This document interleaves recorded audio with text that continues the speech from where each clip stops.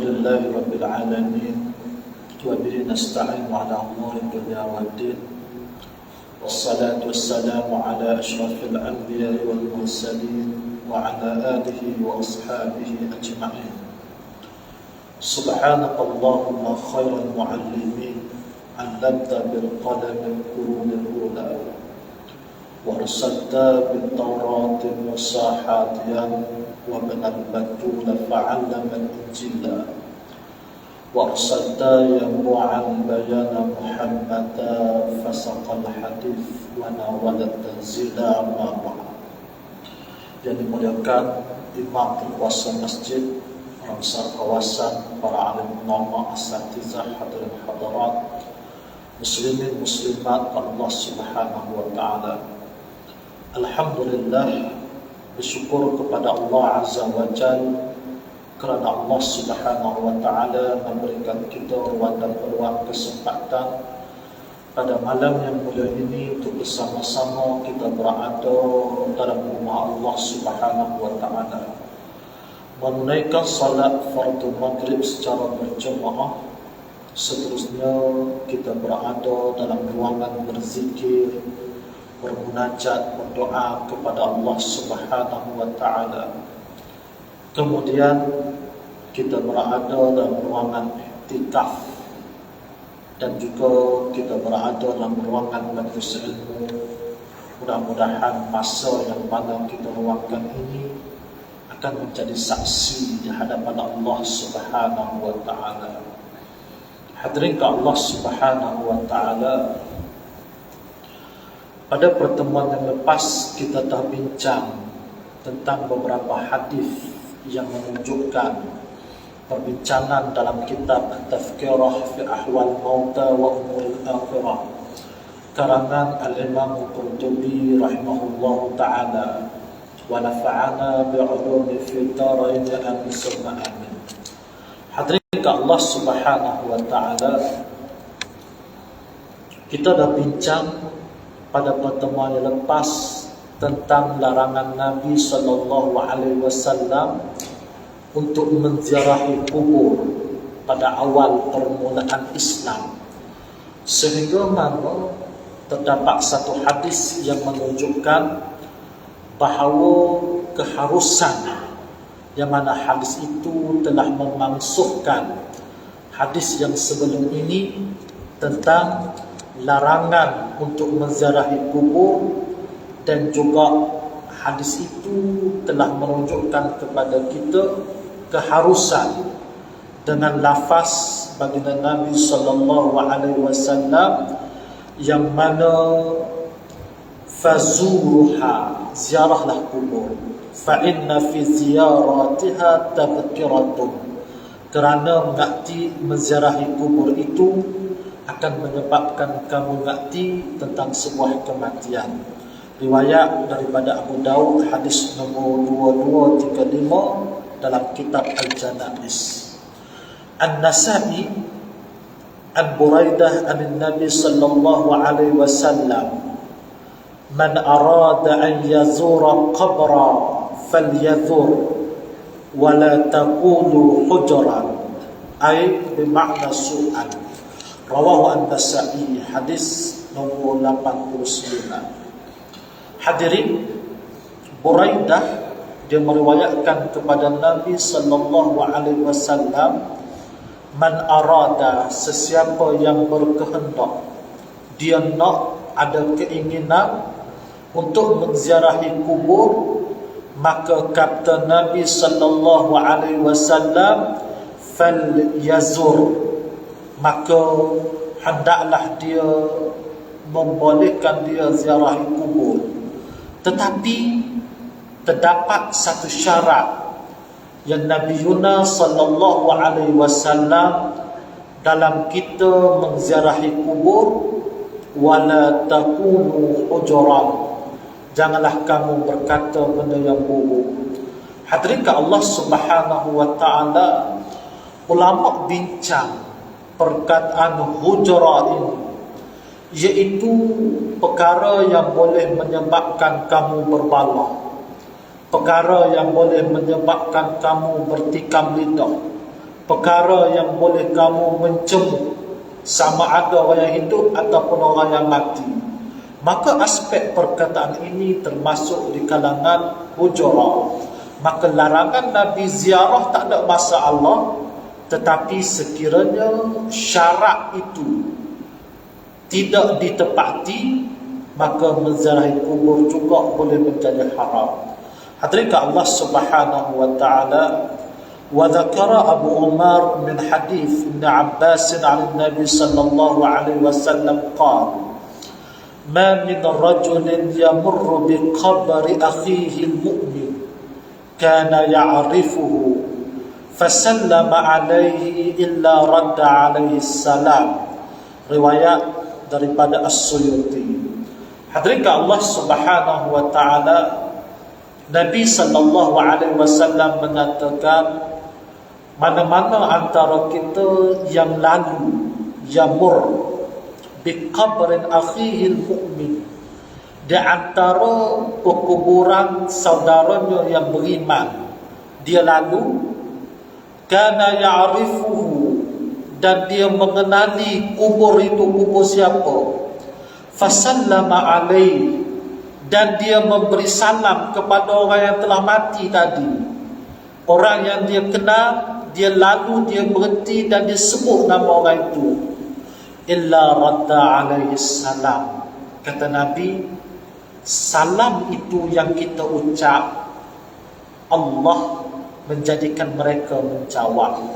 Hadirin Allah Subhanahu wa taala, kerana itu Ibn Qayyim Al-Jauzi dalam kitab Ruh, dia kata kita masuk dan memberi salam ke perkuburan, kita bukan bagi kepada kayu dan batu yang ada di perkuburan, tetapi kita memberi salam kepada daral arwah, kepada penempatan ruh-ruh yang berada di sana. Al-Imam Muslim meriwayatkan daripada Aisyah radhiyallahu anha qalat, qultu ya Rasulullah, kaifa aqulu idza dakhaltu maqabir? Qala quli assalamu ala ahli diyar minal muslimin al mustaqdimin wal mustaakhirin wa inna insyaallah bikumul lahiqun. Imam Muslim dia riwayat satu hadis. Aisyah dia tanya Nabi sallallahu alaihi wasallam, ya Rasulullah, kalau aku masuk ke perkuburan, apa yang aku nak kata, apa yang aku nak baca?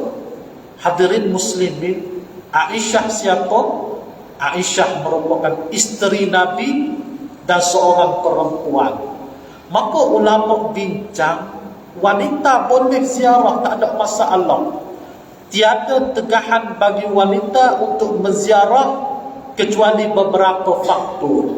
Pertama, dia dalam keadaan beriddah.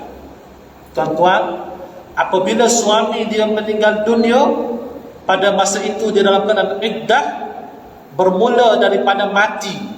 Contoh 7.35 minit malam suami kita mati, bermula daripada itu kita dah bermula beriddah. Pada ketika itu kita telah mencakup segala syarat-syarat beriddah, tidak boleh keluar daripada rumah, hatta menziarahi kubur suami kita juga tidak dibenarkan. Bahkan hukumnya adalah haram seorang isteri menghantar jenazah suami ke perkuburan. Tuan-tuan ke Allah Subhanahu wa taala, dia mesti berada dalam rumah, dalam kediaman, dalam cangkuk iddah selama 4 bulan 10 hari. 4 bulan 10 hari. Tuan-tuan ke Allah Subhanahu wa taala, itu syarat yang pertama. Syarat yang kedua adalah tidak menimbulkan fitnah antara satu sama lain. Tidak bercampur aduk sehingga mana menimbulkan fitnah. Tuan-tuan ke Allah Subhanahu wa taala, bab fitnah ini ulama bincang. Ulama bincang sehingga mana seseorang itu menjadikan sesuatu itu menjadi fitnah, andainya percampuran itu tidak dikawal, sehingga mana percampuran itu menyebabkan persentuhan antara lelaki dan perempuan. Sekiranya dikhaskan antara tempat lelaki dan perempuan, itu tidak menjadi suatu masalah. Tidak menjadi suatu masalah. Hadirin Allah Subhanahu wa taala, selain daripada itu wanita dibenarkan. Hatta seseorang itu dalam keadaan haid sekalipun juga dibolehkan untuk menziarahi kubur. Tetapi perbuatan itu adalah makruh, kerana dalam mazhab al-Imam Syafi'i rahimahullah ta'ala, seseorang itu menziarahi kubur dalam keadaan suci, hukumnya adalah sunat. Hukum adalah sunat. Hadirin, Aisyah radhiyallahu anha dia tanya Nabi, ya Rasulullah, apa aku nak bagi salam kepada, aku nak kata apa ketika mana aku ziarah? Maka Nabi sallallahu alaihi wasallam kata, assalamu ala ahli diyar, salam sejahtera kepada kamu wahai penduduk penempatan ini, di kalangan al-muslimin, al-mustaqdimin wal mustakhirin, orang-orang Islam yang terdahulu dan orang Islam yang akan datang. Aku bagi salam sejahtera ini, wa inna insyaallah, dan kami akan mendahului kamu juga nanti. Yang membezakan antara kita adalah giliran sahaja. Hari ini giliran kamu di sini, suatu masa kami juga akan berada di sini. Hadirin Allah Subhanahu wa taala, wa fi sahihaini annahu alaihi salatu wassalam marra bi imra'atin tabki inda qabrin laha faqala laha ittaqillah wasbiri. Hadirin Allah Subhanahu wa taala, Nabi sallallahu alaihi wasallam dia lalu antara satu orang wanita, dia sedang menangis. Nabi sallallahu alaihi wasallam kata, ittaqillah, takwalah kepada Allah. Dalam arti kata lain, ingat Allah. Wasbiri, bersabarlah di atas musibah ini.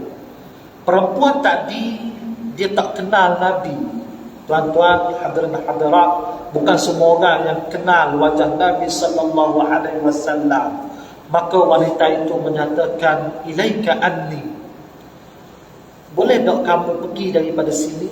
Wanita itu menghalau baginda Nabi, dan dia menyatakan, fa innaka la tusibu bi musibati, kamu tak apalah, kamu tak kena musibah ini. Aku kehilangan anak. Dia kata pada ketika itu, riwayat kata yang dia tangisi adalah tangisan di perkuburan anaknya. Dia kata, kamu tak apa, kamu tak hilang anak. Boleh kata sabar, boleh mengatakan takwa, tetapi yang terima musibah aku. Tuan-tuan ke Allah Subhanahu wa taala, Nabi dia tak bertikam lidah. Riwayat menunjukkan Nabi senyap dan Nabi berlalu. Sebab kerana Nabi tahu seseorang yang mana wanita, dia dalam keadaan emosi yang teramat.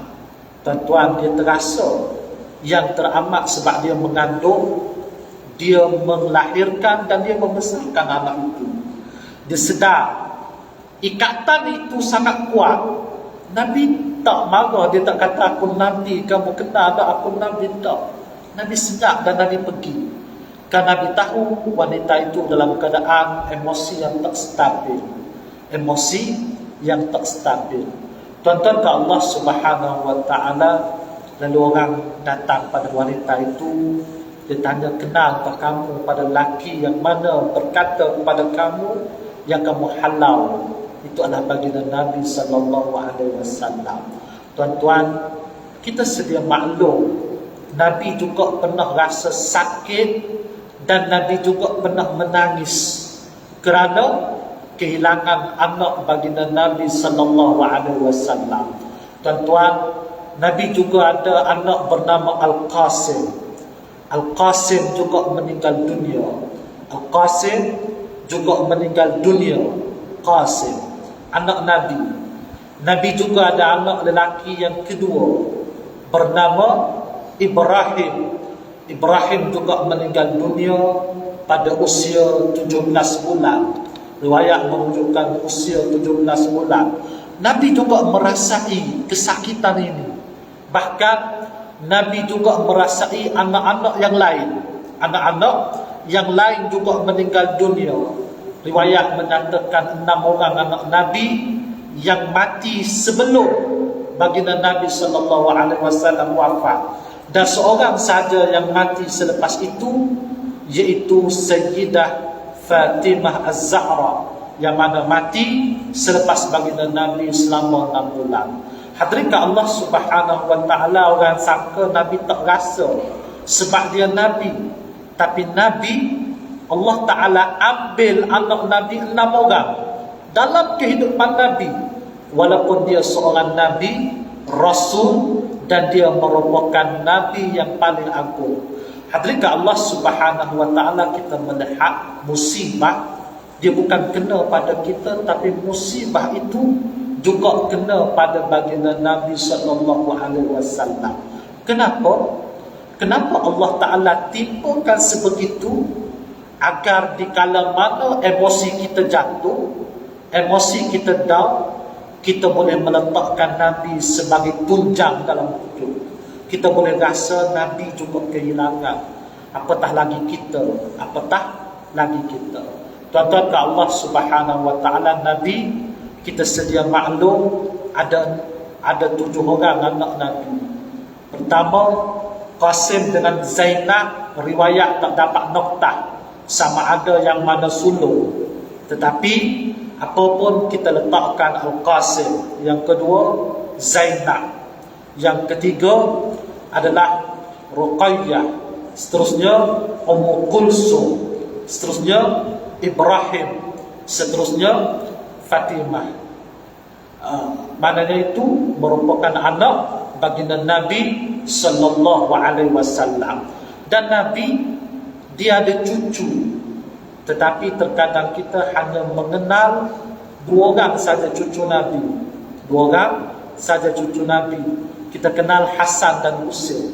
Sedangkan cucu baginda Nabi ada 8 orang hadirin. 8 orang. Anak daripada Qasim tak ada, sebab Qasim meninggal dunia sebelum daripada berkahwin. Anak daripada Zainab, Nabi dia ada anak cucu baginda Nabi yang bernama Umamah seorang, dan Ali seorang. 2 orang cucu Nabi daripada anak Zainab, daripada Zainab Al-Batul. Tuan-tuan ke Allah Subhanahu wa ta'ala, Zainab, kita sedia maklum bahawa Umamah yang pernah Nabi dukung ketika mana dalam sembahyang, kana yusalli wa huwa yahmalu Umamah. Riwayat hadis menunjukkan Nabi salat dan Nabi dukung Umamah. Nabi dukung Umamah. Idza raka'a fawada'aha. Apabila Nabi rukuk, Nabi letak Umamah. Dan apabila Nabi qiyam, Nabi dukung lagi Umamah. Tuan-tuan ke Allah Subhanahu wa ta'ala, perbuatan ini menunjukkan jawaz. Harus Nabi buat sebegitu. Bahkan umat juga boleh, tetapi mesti ada syarat. Mesti ada syarat. Pertama, kita mesti tahu Umamah, tuan-tuan, cucu baginda Nabi, perempuan. Kita sedia maklum, anak ataupun cucu perempuan, tempoh bersunat dia sangat cepat. Maknanya anak itu telah bersunat. Pertama. Yang kedua, mereka tidak menanggung najis, yakni mereka tak pakai pampers dan juga sebagainya. Dalam mazhab Asy-Syafi'i, kalau anak dan cucu kita berada di sebelah kita, tak ada masalah kita bersentuh, dia bukan najis. Yang tak boleh, kalau dia lelaki, dia duduk sebelah kita, kalau dia bergantung dengan kita, yang itu tak boleh. Sebab ulama bincang, sebab dia menanggung najis. Dia tak najis, tapi dia menanggung najis. Najis dia apa? Ketika mana dia tidak bersunat. Dia tidak bersunat. Hadirin Allah Subhanahu wa ta'ala, bak sunat tu kulfah di bahagian hujung itu ada kotoran yang tidak sah untuk bersalat. Jadi sekiranya duduk di tepi, tak ada masalah. Dia tak ada masalah, cuma mazhab Syafi'i meletakkan sebagai pemutus saf. Contohnya anak kita berada di sini, orang duduk di sini, antara dia dengan orang ini pemutus, seperti kal amur. Dalam mazhab Syafi'i menjelaskan mereka seperti tiang yang berada dalam masjid, pemutus saf. Contohnya orang duduk di saf ini, dia berhenti di sini, maknanya orang di sana saf itu terputus kecuali ada orang kedua baru menyambung kembali.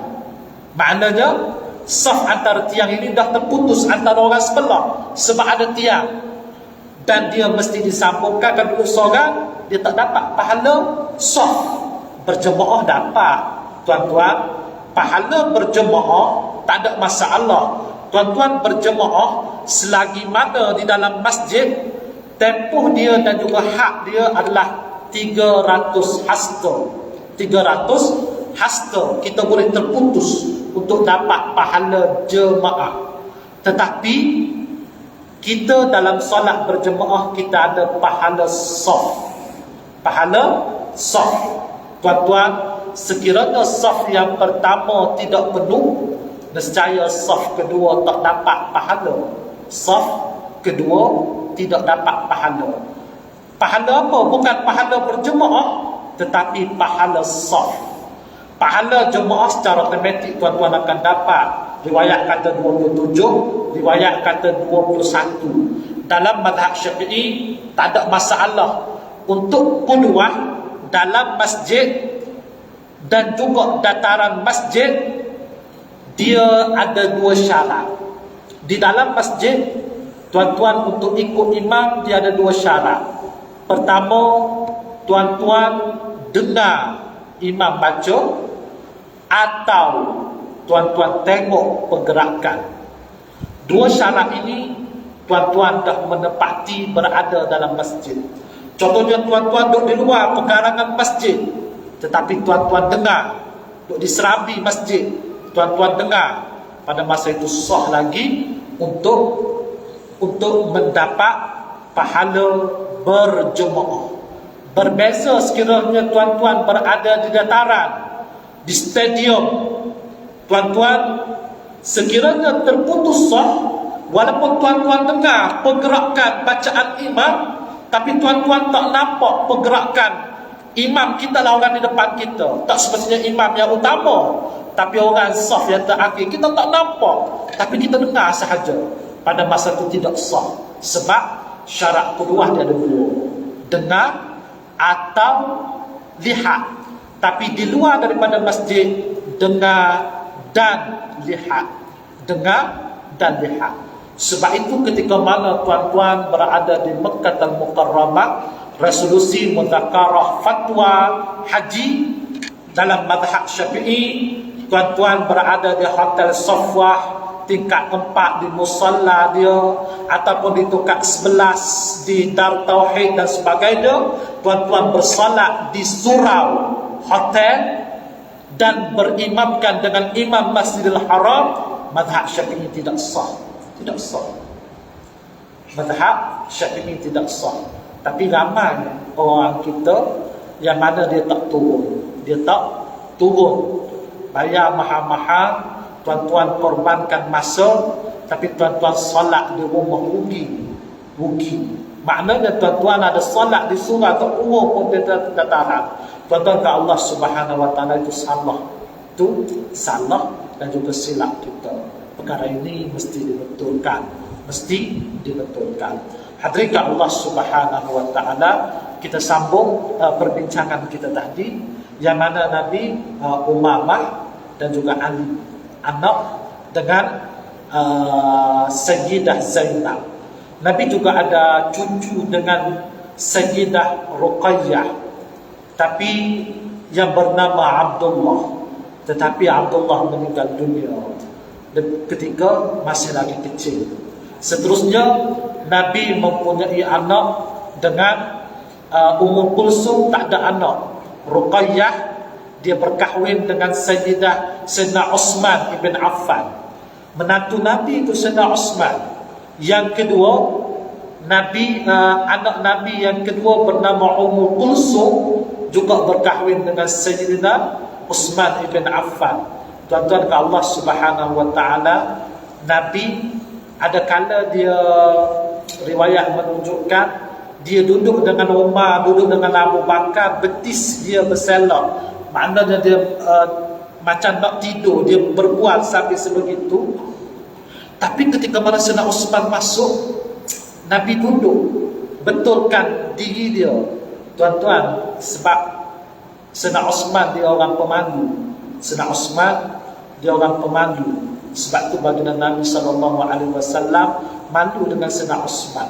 Hadirin Allah Subhanahu wa taala, Sayyidina Uthman dia mati ketika mana dia dibunuh. Saya pernah cerita pada tuan-tuan, dibunuh pada usia 80 tahun lebih dalam rumah dia, dalam satu pemberontakan. Pada ketika itu dia sedang berpuasa dan sedang membaca Quran. Orang masuk rumah dia, orang terjah rumah dia. Orang masuk ketika itu isterinya ada, iaitu Nailah. Orang potong tangan Nailah dan dia datang terjah dan dia bunuh Sayyidina Uthman ibn Affan. Ketika itu sedang membaca Quran dan sedang berpuasa. Tuan-tuan ke Allah Subhanahu wa taala, setelah itu Nabi ada cucu dengan Sayyidah Fatimah, anak baginda Nabi sallallahu alaihi wasallam. Riwayat menunjukkan dia ada 5 orang anak. Pertama Hasan, Husain, Muhsin. Hasan, Husain, Muhsin dan Ummul Kulsum dan Zainab. 3 lelaki, 2 orang perempuan. Hadirin Allah Subhanahu wa taala, rumah Sayyidah Fatimah dia bersebelahan dengan rumah baginda Nabi sallallahu alaihi wasallam. Tuan-tuan kalau pergi ke Madinah, di belakang perkuburan Nabi ada satu tempat yang ditinggikan sekaki. Riwayat menunjukkan itu adalah rumah Sayyidah Fatimah Az-Zahra. Itu adalah rumah Sayyidah Fatimah Az-Zahra. Tuan-tuan ke Allah Subhanahu wa taala, maknanya di sini kita menyangka Nabi tak kena musibah pada anggapan wanita tadi. Sedangkan dalam kehidupan Nabi orang yang paling ramai anak-anak mereka dimatikan oleh Allah Subhanahu wa taala. Anak-anak dimatikan dalam kehidupan baginda Nabi sallallahu alaihi wasallam. Hadirin Allah Subhanahu wa taala, hadzal hadis tashtamilu ala fiqhul azim wa huwa jawaz ziyaratil qubur lirrijal wan nisa. Begitu juga hadis ini menunjukkan kepada kita tentang hukum yang mengharuskan lelaki dan perempuan untuk menziarahi kubur, wassalam alaiha, dan memberi salam kepada penghuni kubur. Dan pembicaraan hadis kita, waraddal mayyiti ala ma yusallimu alaih, dan orang yang mati itu menjawab salam kita. Tuan-tuan, salam adalah sunat, tetapi menjawab salam adalah wajib. Dari sudut pahala, walaupun ini sunat, yang jawab wajib, tetapi yang memberi salam dia lebih berpahala daripada orang yang jawab. Sebab dia menggerakkan pahala itu. Karena itu baginda para sahabat Ridwan alaihi wassalatu wassalam, apabila mereka mendengar hadis tentang kelebihan memberi salam, mereka menyorok di sebalik dinding dengan anggapan mereka orang pertama akan bagi salam kepada Nabi. Tetapi ternyata tidak, Nabi orang yang memulakan salam. Tuan-tuan ke Allah Subhanahu wa taala, salam kadang-kadang kita anggap benda ini tidak penting. Sedangkan baginda Nabi SAW menyatakan dalam kalimah salam itu terdapatnya al-afiyah, keselamatan. Nabi Yunus SAW menyatakan tidaklah diberi kepada sesuatu selepas ba'dal yakin, selepas nikmat yang paling besar selepas daripada nikmat iman dan juga Islam, al-yakin, maka nikmat yang paling besar adalah al-afiyah, iaitu keselamatan afiah. Sebab itu Nabi tak pernah tinggal doa kepada Allah, Allahumma inni as'aluka al-afwa wal-afiyah. Tuan-tuan, saya rasa kita dah hafal doa ini kerana kita melihat Abdullah bin Umar menyatakan, aku tidak pernah melihat Nabi meninggalkan doa ini dalam kehidupannya. Nabi Yunus sallallahu alaihi wasallam, dia banyak meminta kepada Allah doa ini, al-afwa wal afiyah. Bahkan kita selalu berdoa dalam qunut kita, wa'afini fi man afait. Wahai Allah, afiatkanlah kepadaku seperti mana orang yang telah engkau afiatkan mereka. Tuan-tuan, ke Allah Subhanahu wa ta'ala betapa besar kalimah al-afiyah ini, sehingga mana apabila kita masuk ke rumah, Nabi kata bagi salam sebelum kamu masuk. Kalau tak ada orang, maka berilah salam, assalamu alayna wa ala ibadillahis salihin. Kerana syaitan ataupun jin yang ikuti kamu akan dapat memasuki rumah kamu sekiranya masuk tanpa memberi salam. Tuan-tuan, ke Allah Subhanahu wa ta'ala, apa akan jadi dalam rumah kita kalau banyak sangat jin dan juga syaitan? Rumah kita akan menjadi, kita mudah berpalah. Sesama isteri kita, anak-anak kita sukar untuk dikawal dan juga sebagainya, sebab rumah tidak lagi dijadikan sebagai mawaddah. Kuncinya adalah kita, kerana kita tidak diajar ataupun kita tidak mengajar keluarga kita. Apabila memasuki rumah, maka berilah salam. Tuan-tuan, jin dan syaitan benda yang tidak boleh dilihat. Kerana itu kita diajar oleh Nabi, senjata yang boleh melumpuhkan mereka adalah perkara yang tidak dapat dilihat, iaitu kalimah salam. Walaupun lafaznya adalah biasa, tetapi dia mempunyai pengertian yang luar biasa. Pada anggapan kita dia adalah benda biasa, salam benda biasa, tetapi Nabi mengingatkan kita perkara itu antara faktor yang boleh menyelamatkan kehidupan di dalam rumah kita. Hadirin Allah Subhanahu wa ta'ala. Seterusnya, wajawazun buka'un nisa indal qabri. Begitu juga Nabi kata harus untuk kita menangis di sisi kubur, harus. Tetapi walau kana baka'uhunna wa ziyaratuhunna haraman li nahyi Nabi sallallahu alaihi wasallam li'anna niyabah, yang tangisan yang tak boleh, tangisan yang melampau. Orang Arab jahiliyah, apabila mereka mati, kematian keluarga, mereka akan koyokkan pakaian mereka, mereka akan darbur raks, mereka akan pukul kepala mereka, tak dapat terima. Kalau kita tengok, amalan ini masih lagi ada. Beberapa kaum di Malaysia masih mengamalkan. Mereka pukul kepala mereka, baju mereka, mereka melau, yang tidak boleh. Tetapi sekiranya kita menangis di sisi, di pekuburan ataupun sisi mayat, tak ada masalah. Syarak membenarkan, walaupun kita menitiskan air mata di wajah jenazah. Orang Melayu dia tak bagi. Dia kata kalau menangis berhenti dulu, kesat air mata, baru kucuk jenazah. Tuan-tuan, air mata yang kena tak ada masalah. Yang Nabi marah berdasarkan hadis Nabi, jenazah yang diazab oleh Allah bibuka ihim, dengan sebab tangisan keluarga mereka, adalah tangisan niyabah, tangisan yang mana tak dapat terima tapi air mata kerana al-firaq, dan juga faktor yang kedua muqassiral qulub, hati mereka patah dengan kehilangan orang yang tersayang. Tak ada masalah, tak ada masalah walaupun tertitik air mata di tepi pipi jenazah. Tuan-tuan ke Allah Subhanahu Wa Taala, Nabi juga cium anak dia. Nabi juga pernah cium sahabat-sahabat yang lain, sahabat yang lain ketika mana mereka meninggal dunia. Tak ada masalah mengunjung jenazah.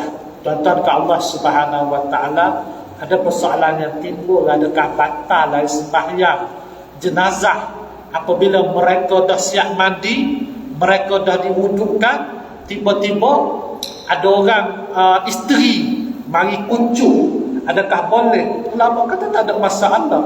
Yang batalnya adalah isteri, suaminya tak batal. Sebab orang yang meninggal dunia, orang yang telah meninggal dunia, mereka tak ada taklif. Sebab itu duit-duit yang orang mari ziarah, istilah orang Kelantan panggil duit nawak, tuan-tuan, dia tak termasuk dalam harta pusaka. Dia tak termasuk. Sebab duit itu diperoleh selepas kematian. Selepas kematian. Sebab itu dia tidak perlu menjadi pusaka. Dia tidak perlu untuk kita nak bahagi sama rata anak-anak dia apa. Tak ada masalah, tu bukan duit pusaka. Sebab dia hadir selepas orang itu mati. Sebab manusia tidak lagi menanggung taklif selepas mereka meninggal dunia. Mereka meninggal dunia. Tangisan itu dibolehkan, jangan terlalu sehingga mana meraup dan juga sebagainya. Tuan-tuan ke Allah Subhanahu Wa Taala, kerana kita dah nak memasuki fasal Isyak, kita akan sambung pada pertemuan yang akan datang. Aku daripada hada wa astaghfirullah li wa lakum. Wassalamualaikum warahmatullahi ta'ala wabarakatuh. Bismillahirrahmanirrahim. Allahumma jama'ana hada jam'an marhuma wa tafarruqna min ba'dihi tafarruqan ma'suma waghfir lana dhunubana wa kaffir 'anna sayyi'atina wa tawaffana ma'al abrar. Allahumma ya Allah, bukalah dosa kami ya Allah, bukalah dosa kami ya Allah, bukalah dosa kami ya Rabbal Alamin. Ya Allah, bukalah dosa yang banyak berjasa dalam kehidupan kami ya Allah, ibu dan ayah kami ya Allah. Adanya mereka masih lagi hidup, menerahkanlah mereka kesehatan yang sempurna, dan matikanlah mereka dalam iman dan takwa. Adanya mereka telah mendahulukan ya Allah, cahayakanlah kuburan mereka, lapangkanlah kuburan mereka, jadikanlah mereka yang bahagia dalam sana.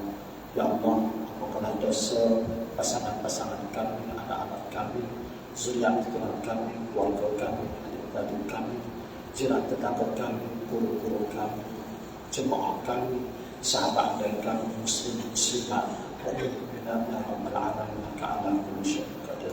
Ya Allah, istiqamahkanlah kami dalam agama-Mu, matikanlah kami dalam husnul khatimah ya Rabbal Alamin, innaka 'ala kulli syai'in qadir. Da'wahum fiha subhanakallah wa tahiyyatuhum fiha salam wa akhiru da'wana da'wahum alhamdulillahi rabbil alamin. Taqabbal.